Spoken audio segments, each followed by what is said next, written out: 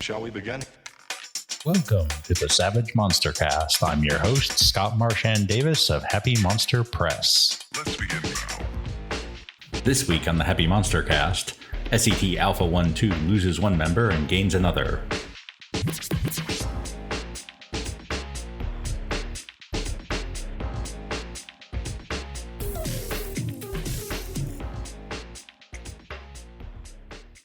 This week, we must bid farewell to Steve and his user character Lance, as his obligations as a sword student have kept him from attending regularly for the Roll20 game. Instead, we're adding a new player, Ron, who will be playing a Gunwolf pilot and all-around scoundrel. Hi, my name is Ron. I'll be playing Philip Marlo, the robot pilot ace.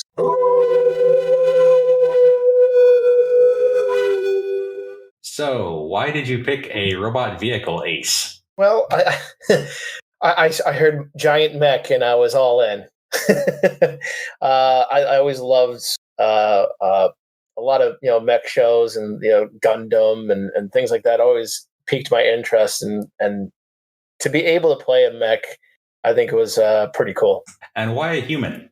No real reason. I'm a human. I might as well play a human. Fair enough. So let's get down to business here. I recovered as much as I could of the old Philip Marlo, but we're definitely going to have some more stuff to do here. In particular, it was very hard to figure out what you had rolled for the various tables. So we're going to start with that and then build from there. Okay, so going to roll on the Fortune and Glory table. We'll need 2 rolls of D12. I got a 5 and a 2. Okay, so you get a suit of body armor with 2 modifiers and a D6 in smarts to start with and 3 smarts linked skills at D6. So smarts based skills in Suede, you get D6 in 3 of them, but you already have D6 in a couple of them. You already have a D6 in electronics. I guess that's it as far as smart based skills go. Yeah, just electronics, it looks like. So your other options for smarts-based skills, you get 3 more. All right, so there's academics, which is mostly used for history, battle, gambling, hacking, healing, occult, repair, research, which takes the place of investigation, science, survival, and taunt. Ooh, it's a lot of stuff.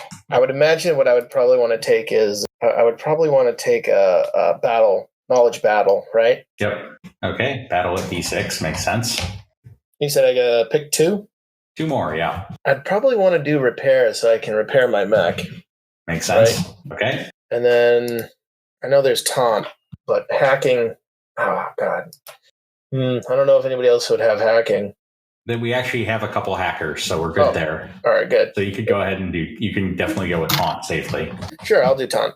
Okay, so that takes care of that. Just let me double check here. Yeah, robot vehicle, ace, and you have a toolkit. This is for gear? Yep. All right, so got all your gear squared away from the previous one. It's all standard. You went with the Gunwolf, which I have loaded on the character sheet with all of its various heavy weapons of all sorts. And it will be fully rearmed thanks to the generosity of the Tomorrow Legion. How kind. So that will take us on to attributes. So you've got a D6 in smarts and a D4 in everything else and 5 points to raise things with. Oh, okay. So right now for my attributes, I can do agility, strength, vigor, and spirit. Right. And I have 5 points to play with? Yep. All right. I would raise, I want to base everything at least a D6 for now. Okay. So that leaves you with 1 point to start. But you could also spend points from hindrances if you want to do that. Oh, those hindrances. Okay. I think I would keep the ones that I have for hindrances. Right. But I'm saying you could spend 1 or 2 of your hindrance points to get 2 more attribute boosts. Mm-hmm. But you have 1 more for free. Right. I'm thinking kind of want to up my toughness. So that would be vigor. Vigor. So yep. We'll up vigor. So the other things you can use your hindrances for are you can buy more edges or you can buy more skills. Right. So which book do I want to go for edges? Would that be the advanced core rules, right?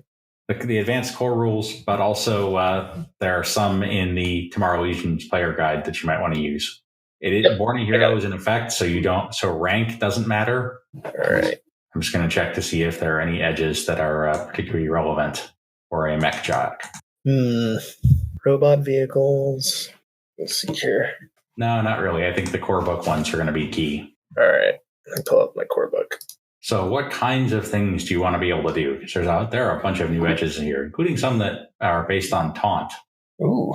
Let me just take a look real quick. I'm trying to scroll down to where those are. For example, if you jack your taunt up to D8, you can get the Humiliate, in which case you get a reroll on taunt tests for free. Oh, wow. There's a whole bunch of... You can already get Provoke, which causes people to want to attack you instead of anybody else, which if you're sitting in a giant, heavily armored mech isn't a bad thing. Yeah. There's also Retort, where you can taunt back at people, basically. What's that under? Professional edges? It's actually under social edges. Social edges. I do see that. Okay. Bolster, Common Bond, Provoke. You provoke foes with a raise on a taunt roll. Yeah, I'll take Provoke. Okay, so that can be your free human edge, which means you also need to use 2 skill points to boost your taunt up to D8. Unless you want to use an attribute point to raise strength, agility, or smarts, because that will reduce the cost of buying a lot of your skills. Okay, so I'm gonna end up at 20, right at seasoned, right? Actually, 25, because although XP aren't a thing anymore, it'll be 5 advances. That'll catch you up with the rest of the group because they just got their first one. Okay, so right now for skills, I have 10 skills. It's usually 14 in total for skill points? 15, but you just spent 2 potentially to get taunt, so that's down to 13. Okay.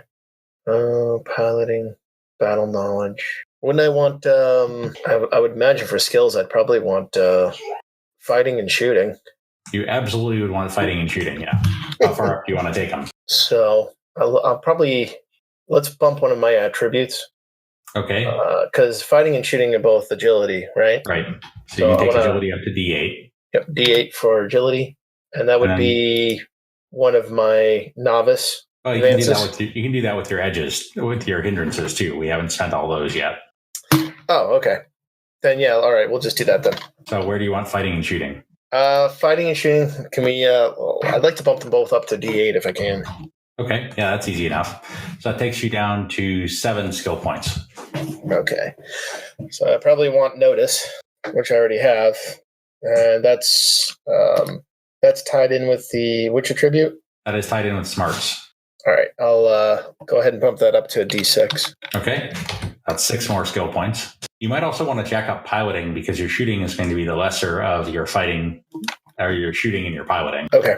Yeah, I'll jack up piloting then.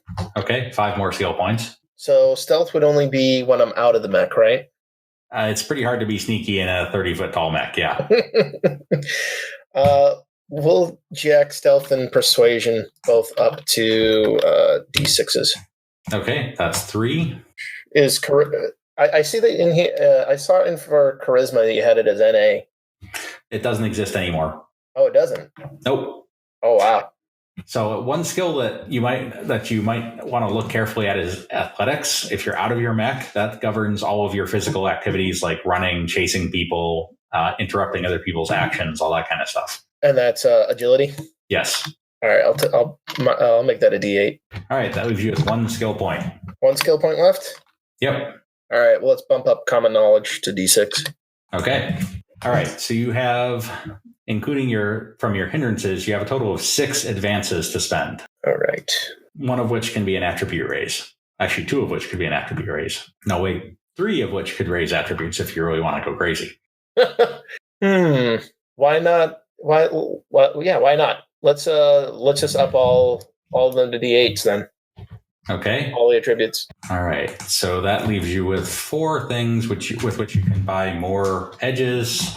You can buy more edges. You can buy more skill. You can raise your skills. So I used one of one of my levels for an attribute, right?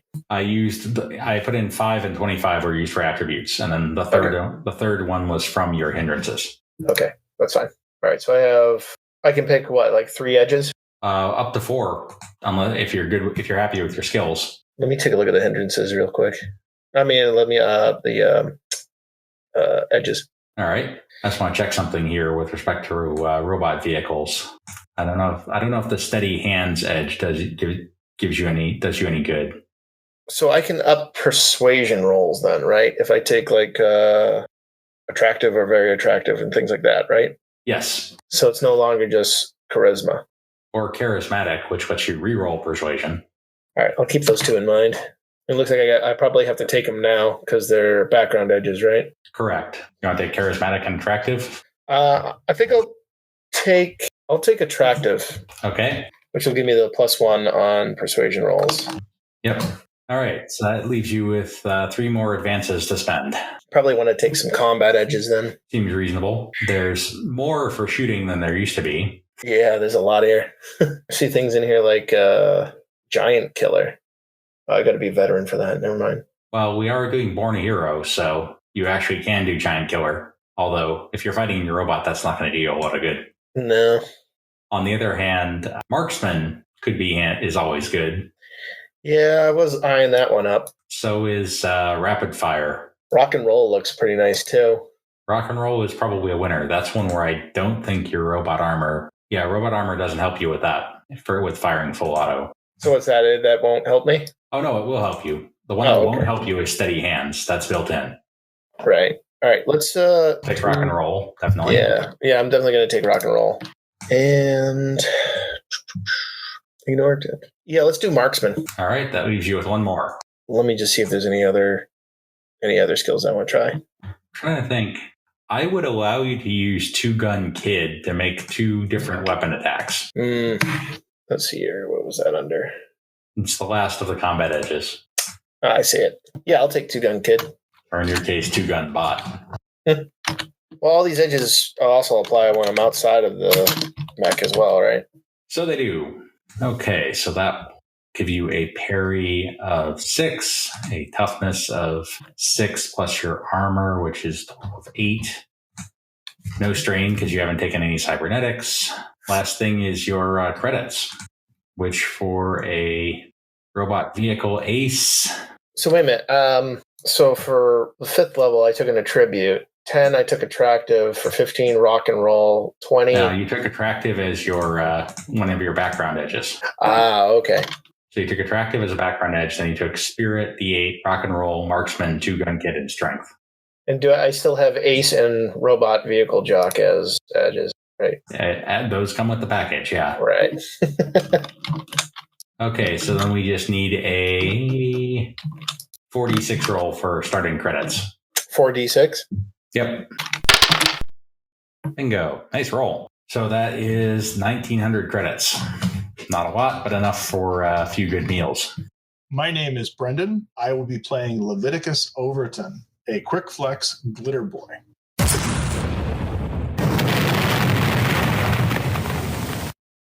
Hi, my name is Frankie. I'm playing Kuva, a Simvin Burster. Hi, my name is Jong Soo, and I will be playing an elf cyber knight named Mingbi. Hi, my name is Frank, and I'm playing Click, a Tremidor Techno Wizard. Hi, everyone. I'm Bob, and I'm playing Quinlan, who's an elven leyline walker. So you are now members of the Tomorrow Legion Special Expeditionary Team Alpha 1-2. In that capacity, you did a patrol mission to visit 3 towns. There were various shenanigans that occurred. Notably, you befriended a tiny robot toaster named Hamilton, who is looking for his owner, Robwan, and appears to have kind of materialized on Earth, not through a rift, but by some other mysterious means. You also heard rumors of a seal, which might be the Seal of Solomon, a relic which was lost in the fall of Tolkien. And your juicer friend has decided he really wants to focus his attention on beating up the coalition, so he's headed off in that direction. And you've been told you're going to have some level of reinforcement. You get a message from L of Owls that your new squad member is practicing at one of the fields about a mile north of Castle Refuge, and you go trooping on out there. And as you arrive, what you see is both impressive and slightly terrifying, especially for Bob. Oh, so God. I'm going to need a fear roll right out of the gate for Quinlan. A fear roll. Okay, so is that a spirit roll directly? That is a spirit roll. Oh, I'm gonna Benny that. No, that's okay. That's actually okay because the wild die gets you over the edge. So Okay, fair enough. you're quaking. You're freaking out, but you're not freaking out so much as to have any real negative effects. What all of you see, is an enormous battle robot, and this enormous battle robot is humanoid, but with the head of a snarling wolf.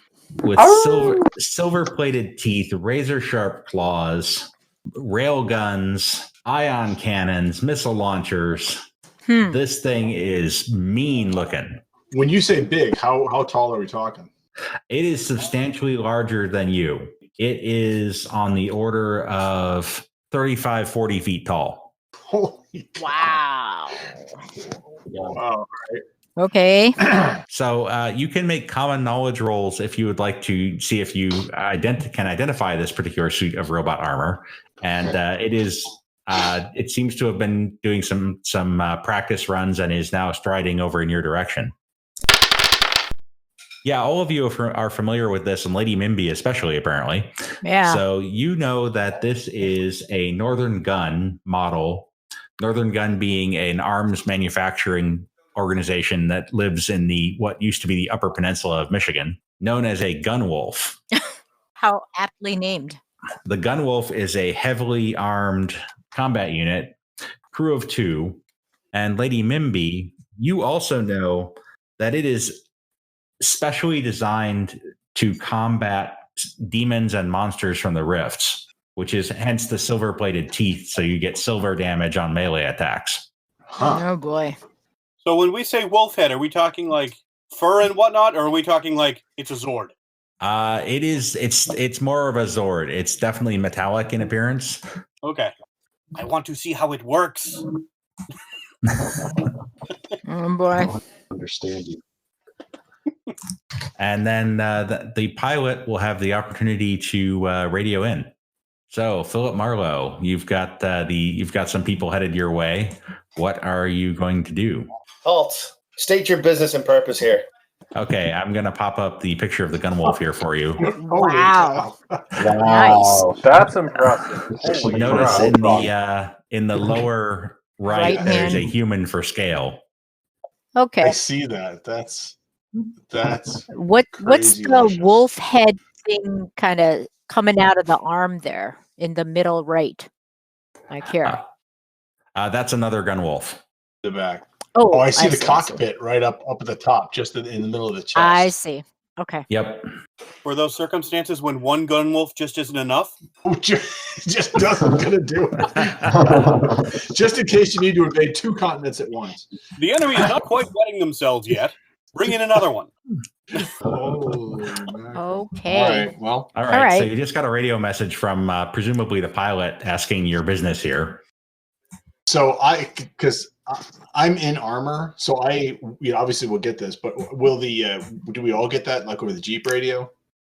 The only one who does not, the ones who don't have a built-in radio are in their armor are Kuva and Quinlan. Everybody else has a radio in their armor. Okay, so I just communicate this to everybody. So we were sent by the L of Owls to meet our newest team member. New best friend. We're Team Alpha 1, 2, 3. So let's run down real quick, briefly for each of you. What is Philip Marlo seeing from his gun wolf as you 5 approach?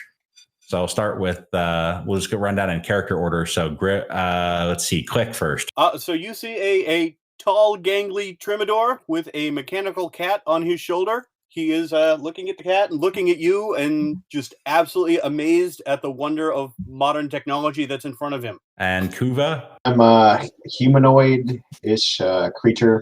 I have a crocodile-type mouth and long mane, and I'm riding a griffin. My hand seems to be on Nice fire. ride. Pretty much all the time. Lady Mimby? So he's going to see a humanoid in armor. I'm going to say that with the rifle and a gun. It's pretty clearly identifiable as Cyber Knight armor. Yeah, fairly well armed, pretty standard. And obviously Leviticus. You are going to see a glitter boy armored suit, 14 feet tall, glittering chroma steel, chrome alloy with a big boom gun. And frankly, although I can't do facial expressions in this armor, I could probably take you. I mean, I'd get my knuckles bloodied, but I could probably take you. Modesty. And Quinlan. All right, so I'm kind of eccentric looking. Like, I'm this tall, lanky elf guy. I wear tattered clothing that's like some blues, some earth tones, but things look kind of faded. And obviously I'm scared kind of shitless and I'm nervous, but I'm trying to keep myself together because I have this crazy fear of large, monstrous cybernetic things. And my eyes tend to glow blue if I detect a rift. And I try to pick up on them and see what I can do. All right. And Philip, you've been informed by radio that these people are your new squad mates. How do you respond? Oh boy. This job is not paying me enough. We're all so impressed with each other. What have we gotten ourselves into this time? I'm sure this will go swimmingly. Yes. What could possibly go wrong? Hold my beer. All right. As you're conversing, a courier runs up and hands over to Lady Mimby an orders packet from Ella Vowels. And the orders are for you to patrol off to the northeast onto the borders of Federation of Magic territory, and specifically to keep an eye out for Federation incursions, as well as for any rumors of the Seal of Solomon and any indication of any other mysterious phenomenon similar to whatever produced Hamilton. Okay. Is there anything any of you would like to do at Castle Refuge before you roll out? I'd like to make sure I top off all my ammo. Okay. Yeah, everyone can do that. That's not a problem. Do they have any interesting supplies here? It's fairly basic. You're low on credits at the moment, so it's probably not something you're going to be able to afford right out of the gate. But they have basic plate armors that run anywhere from 18 to 45K. Can I get some flasks of oil? Is that possible? Oh yeah, absolutely. Okay. I'd like to just stock up on food and medical supplies. Food's provided with it free of charge. It's part of your mission loadout, so food's not a problem. Nice. Put it in my fridge. I got a little onboard fridge. Great. You got a couple hot pockets in there. A mini fridge. Yeah. Very nice. All I have is protein tubes. Ew. God, You getting that Gunwolf sounds envy? Yeah, I'm okay. Who needs it, right? I mean, I got a water recycler inside my armor, and I got protein tubes. I don't need refrigerators. Why would I be jealous of a refrigerator and a little microwave oven and hot pockets? I don't even like hot pockets. You see me in my cockpit cracking a beer open. I am jealous. Man, maybe we can bring Hamilton for the hot pockets. There you go. Hey, Hamilton. That'd be his contribution. Why don't you open up? Contribution. Well, it is a 2-person cockpit. You could fit a tiny toaster robot in there. What is that You would thing? love it. All right. So oil is 2 credits. 2 credits a flask. Take 5, by the way. What are we expecting to see on patrol in the Northeast here? Well, you can definitely pull some intel briefings. Yeah. Elle has a pretty extensive briefing on potential opposition from the Federation.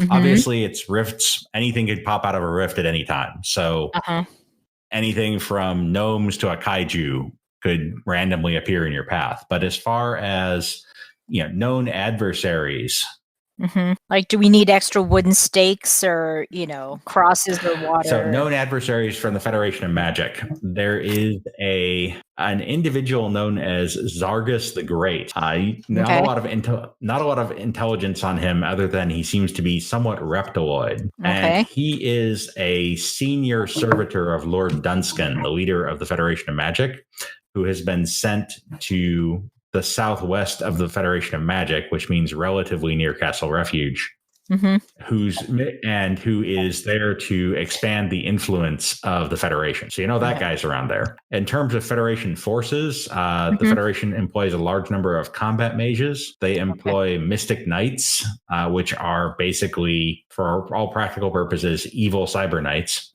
Yeah. There are rumors that murder wraiths have been seen in the area, which are undead juicers. Oh boy. Oh, that's awesome. Oh god. The Federation makes extensive use of necromancy, so necromancers and undead are certainly to be expected. There are some known shifters in the area, which are a bit like leyline walkers, but more focused on summoning things from other dimensions. Okay.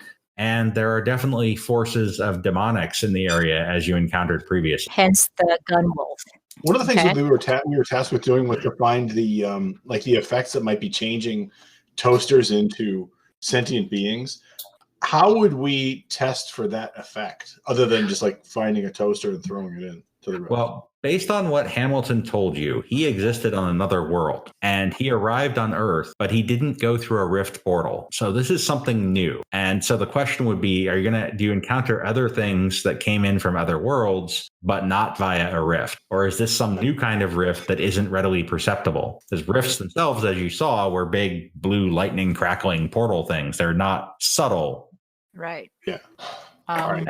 Could I take some time to look at Hamilton? You absolutely can take some time to look at Hamilton. What I'd like to do is actually take a look at him and see if there's anything. If we were in a comic book, I would say if he was resonating at a different frequency from this dimension, something that we could take a look at and kind of quantify where he came from, or at least where he didn't come from. Okay. Make an occult roll, please.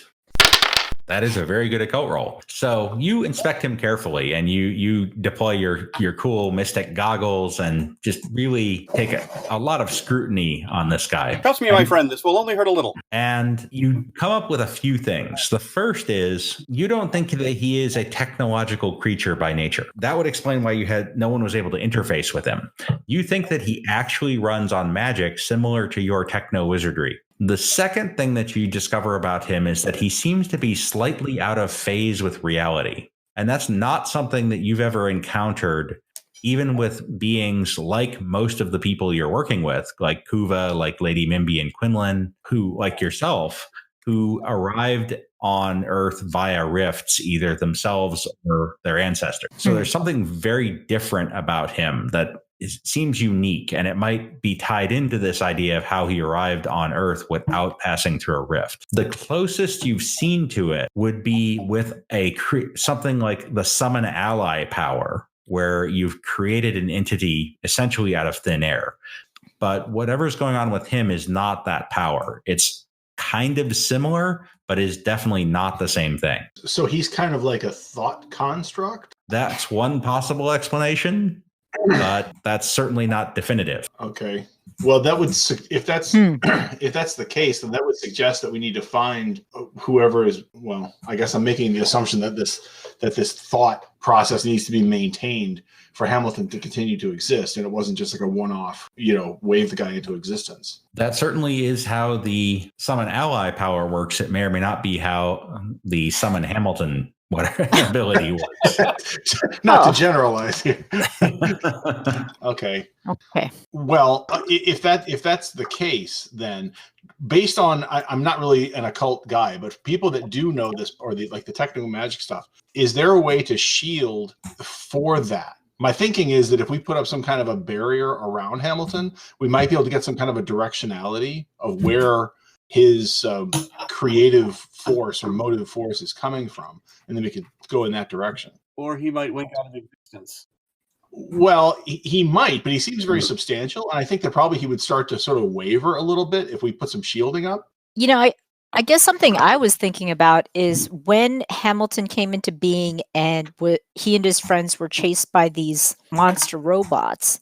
Why would these monster robots take notice of these little robots anyway, unless there was something special about them that they were aware of that we are not? Now I want to go back and look at the monster robots and see if they phase too. Yeah.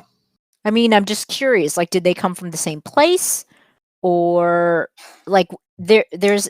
I feel like there was a relationship there that we missed. Refresh my memory quick.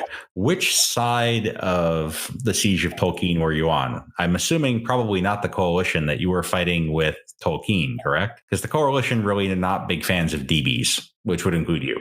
We'll go with that. I was fighting with on the side of Tolkien. Okay, so you have run into demonics before, and you're not necessarily their biggest fan, but they were created to help defend Tolkien against the Coalition. And in your experience of them, they do not resonate in this manner. They're just another thing that came through a rift.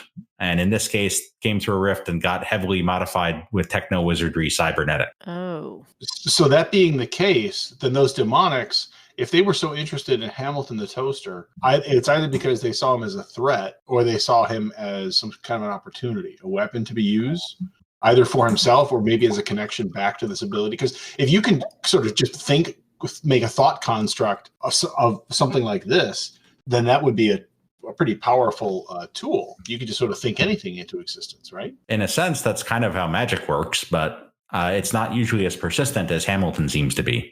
Right. So that would be, quite an upgrade to that power based on, as opposed to the kind of summon ally thing that people are familiar with. Maybe that's why they wanted him. So let me get this straight. You found a talking toaster. It sounds stupid the way you put it that way, but yeah. In essence, yeah, essentially. It was more complicated than that, but yeah. How much do you want for it? Tease it out. Right now, he's working in the kitchens at Castle Refuge, cheerfully toasting everything he can get his hands on. Kind of a kindred spirit to Kuva in that way. Yeah, we're having a Gently but cook-off. efficiently. We're having a cook-off currently. I'm burning the kitchen down while he's cooking. I guess the other thing I wanted to look into was the Sign of Solomon. Like, I don't really know anything about that.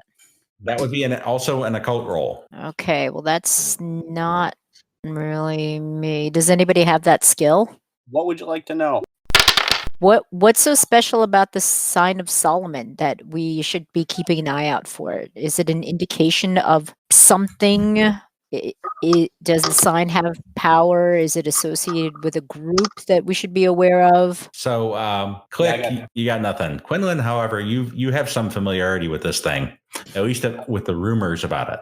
And they're only rumors because while this was rumored to be at Tolkien, it was never, to anyone's knowledge, actually deployed on the field of battle. So it's theoretical and sort of prototype, but we're not entirely certain. So the Seal of Solomon, according to the rumors, was just what it said on the tin. It is, in fact, the seal employed by the ancient sage and king Solomon. Solomon had power over demons, according to legend, and this power was strongly associated with the seal.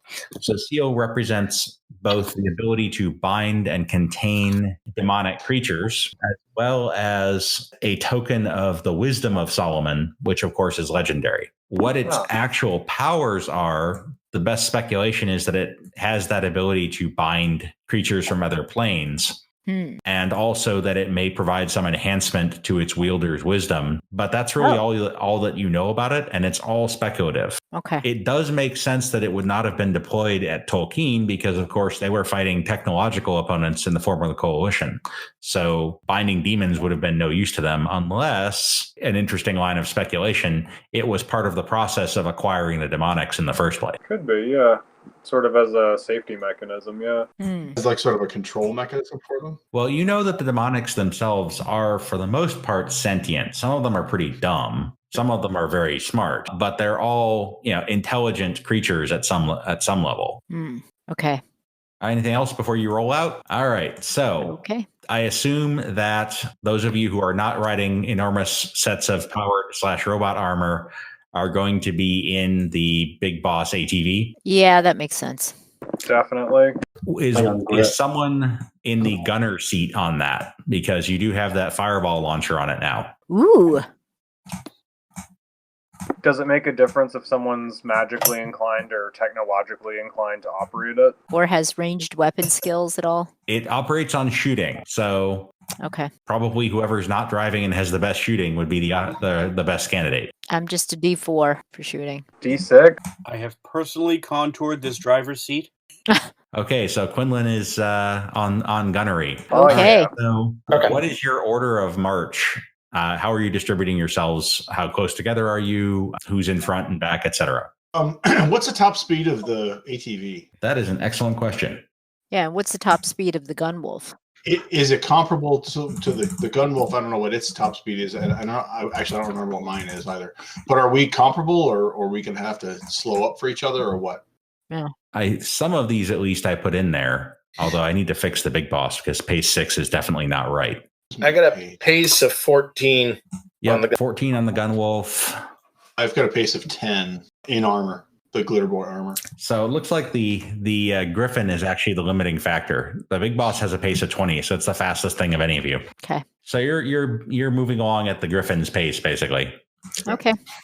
I'm gonna perch. I'm gonna perch on on top of the wolf's arm, the gun wolf's arm. Yeah, I'm all right with that. Okay, so then limiting pace is the glitter boy. You've got 3 elements here. Who's in front? Or are you kind of clustered together? How about if I take point, and that way, if anything comes up on us, then you guys can speed up from the rear. Well, the fireball gun will turn around to the rear, yes? The fireball gun is actually in a fixed forward arc, so no. But you can certainly turn the vehicle around. Okay. Oh, no, I was just thinking if it spun around to the rear, we would be a good candidate for being in the back. But if it's facing forward, then I will sit down and be quiet. So, Big Boss and Gunwolf, how are you distributing yourselves? Forward, rear, doesn't really matter to the Gunwolf. So, I'm going to say Glitter Boy, Gunwolf, Big Boss, kind of how you're distributed. And on the map, we're moving to the right, Scott. Are you guys going to kind of flank like this? That would be my recommendation. So, kind of a triangle formation? That's good. Yeah, that makes sense. Okay, so the Leviticus is out front, and the Gunwolf and Big Boss are pacing. How close together are you? You all have radios, so communication is not automatically an issue unless someone starts messing with your radios. Well, who's got the shortest range? We're all pretty well ranged. As far as radios go, it's pretty much equivalent. No, as far as covering in case somebody gets in trouble. Gun range. I have a rifle. We're all Probably the fireball launcher actually is the shortest range, but they're all pretty long range. Let's spread out a little bit then. That's what I'm thinking. Yeah. So maybe 50 yards, 100 yards apart. 100 yards sounds good. How many seconds is that? 100. That's a football field. So how many Yeah, seconds we're all is moving. that? We're all moving pretty quick. That's it. 10 seconds? I'm very big. It's a bit longer than that. It's probably like 30 seconds for for Leviticus and less for the others. Let's make 50. Okay, so you guys are in kind of a 50-yard separated triangle, and I would like the vehicle pilots and gunners, as well as Kuva and Griff, to make notice rolls, please. Oh, not my strong. Well, that didn't take long. It never does. Right. Well, that actually went better than I thought it would. Okay. Wow. Griff is totally clueless. I don't see. Oh, boy. This notice is 12 too. So the pilots Notice. all pick up. So you guys are going through some hilly territory here. It's kind of wooded. There's kind of wooded. There's hills, and as you crest up over a hill, you briefly get a radar return, which looks like it's about 2 hills out, so maybe 500 yards away. What kind of a return? Radar and thermal. Okay. Can I make out through my thermals what it is? As you rolled over the hill, it disappeared again. It disappeared behind another hill. Well, you guys rolled over a hill. We went down a hill, so it. All right. Yeah. Gotcha. I radio the lost other our line of sight.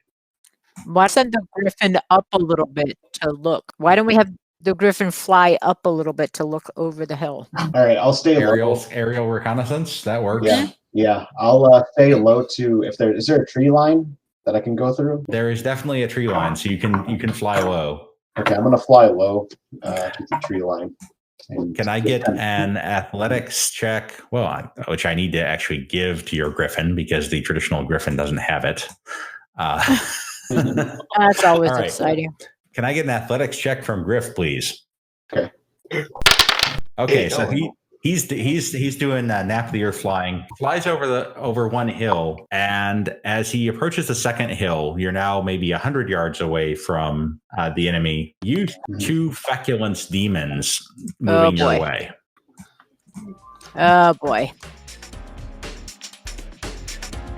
The Rift setting, the Megaverse, and associated characters and locations are the property of Palladium Books. Savage Worlds is the property of Pinnacle Entertainment. All other content is the property of Happy Monster Press. Find us at www.happymonsterpress.com or as Happy Monster Press on Twitter, Facebook, MeWe, and Pashpost. Theme music, Jason Shaw's Ice Cold.